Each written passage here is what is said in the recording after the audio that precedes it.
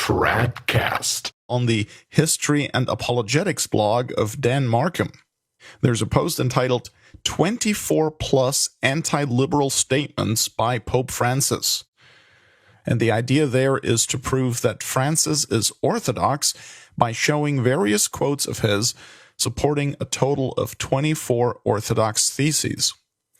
Francis is a modernist trying to destroy any remnants of Catholicism in people's minds, and he does it using the tried and true modernist playbook. For every 50 heretical or erroneous things you say, also say 3 orthodox things. And so what Markham has done is simply pulled out the few orthodox things he said on occasion and cataloged them all into a single post, saying, "Ha-ha, look here, look at how orthodox Francis is." Well, the problem is that while Markham is giving you Francis' 24 orthodox statements, he isn't quoting all 24,000 heretical things Francis has said. So that's like taking a bank account statement and pointing to all the credits and bragging about how much money you're taking in, while at the same time not showing anyone all the debits that are hitting your account and putting you seriously into the red. So Markham's 24 anti-liberal statements prove nothing except that Francis talks out of both sides of his mouth. And this tactic is not even new. It's quite common among modernists and part of their strategy of subverting the church from within. They spread their poison by acting and speaking in such a way that everyone will take heresy from them, while they themselves retain a modicum of plausible deniability should someone claim they're heretics. And one way to do that is to contradict oneself on occasion, tell different people different things, perhaps depending on who one is talking to. It was Pope Pius VI who pointed that out in 1794 when he condemned the local synod that had been held in the Italian city of Pistoia a few years earlier. That synod, by the way, was a kind of theological precursor of Vatican II. In any case, here's what Pius VI wrote, quote, "In order not to shock the ears of Catholics, the innovators sought to hide the subtleties of their tortuous maneuvers by the use of seemingly innocuous words, such as would allow them to insinuate error into souls in the most gentle manner. Once the truth had been compromised, they could, by means of slight changes or additions in phraseology, distort the confession of the faith that is necessary for our salvation, and lead the faithful by subtle errors to their eternal damnation. This manner of dissimulating and lying is vicious, regardless of the circumstances under which it is used. For very good reasons, it can never be tolerated in a synod of which the principal glory consists above all in teaching the truth with clarity and excluding all danger of error. Moreover, if all this is sinful, it cannot be excused in the way that one sees it being done, under the erroneous pretext that the seemingly shocking affirmations in one place are further developed along orthodox lines in other places, and even in yet other places corrected, as if allowing for the possibility of either affirming or denying the statement, or of leaving it up to the personal inclinations of the individual. Such has always been the fraudulent and daring method used by innovators to establish error. It allows for both the possibility of promoting error and of excusing it.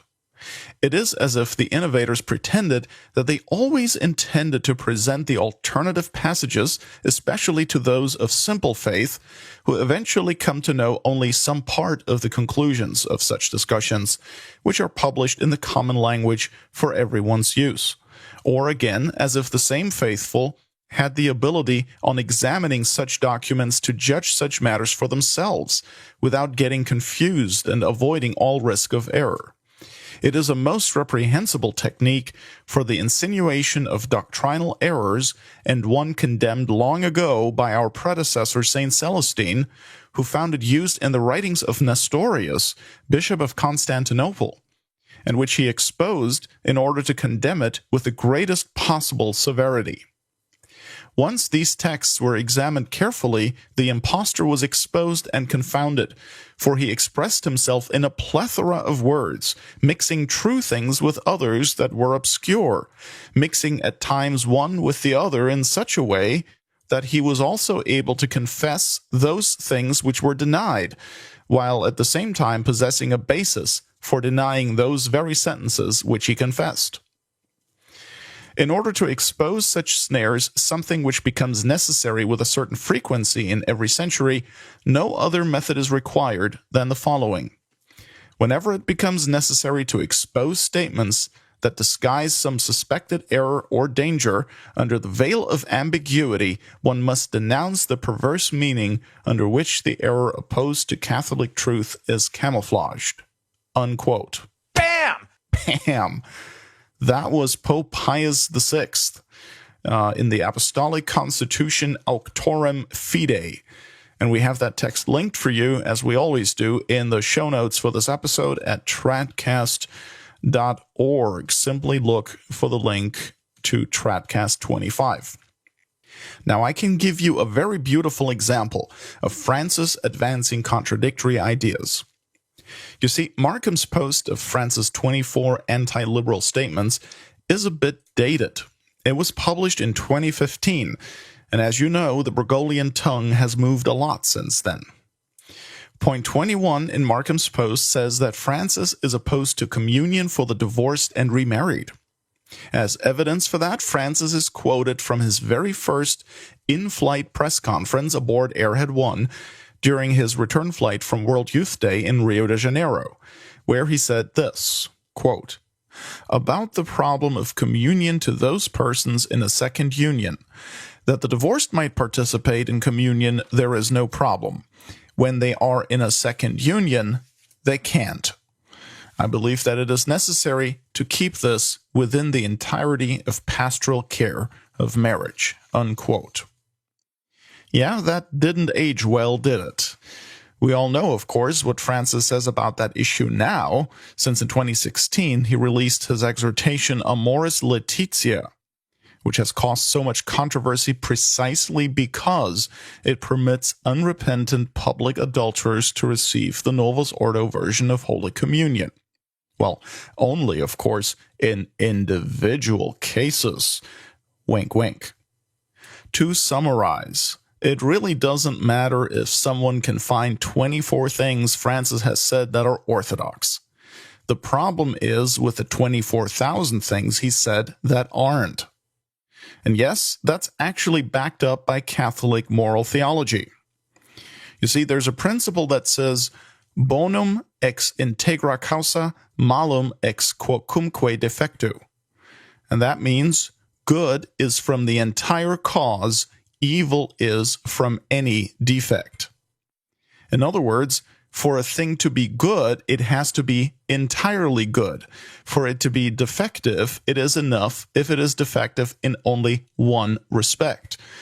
And that's why you can't have Catholicism in degrees or elements. That's why someone who affirms 99% of Catholic dogma and denies only one single dogma is just as much of a non-Catholic as one who denies almost all dogmas. It will be wrong to say that someone who denies only one dogma is more Catholic than someone who denies, say, 12 dogmas. That's simply not true. I know that colloquially we sometimes talk that way, but theologically it's really inaccurate. There is no such thing as being more or less Catholic than another, any more than a woman can be more or less pregnant than another. That's why Pope Benedict XV wrote in his 1914 encyclical Ad Beatissimi, quote, "Such is the nature of Catholicism that it does not admit of more or less, but must be held as a whole or as a whole rejected." Unquote. That's paragraph number 24. So therefore, even if Francis were a heretic with regard to only one or two dogmas, he would still be a complete non-Catholic. And all the orthodox statements in the world that he's ever uttered wouldn't make a hill of beans worth of a difference.